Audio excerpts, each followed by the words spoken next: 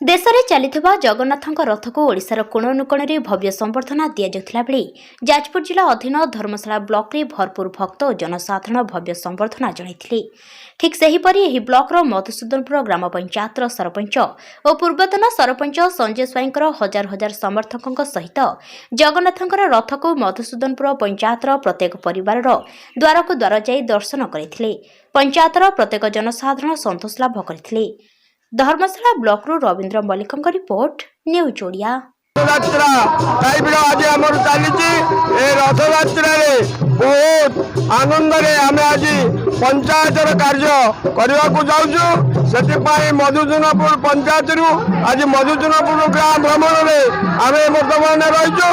ये ठाकुर बड़दान भली रथयात्रा भली ए प्रकार कार्य ए बर्तमान नाम कीर्तन संकीर्तन सब प्रकार आमर पंचायत सरपंच आम दलर कार्य पहुंची जगह आमको सहयोग कर। आज आम जय जगन्नाथ रथ अर्पण रथ आम पंचायत घरे घरे सब माँ मौसी पाखु चाउल मुठाए गुआ गोटे अर्पण कर आम जगन्नाथ पाखे पूरा कोटि नम्य।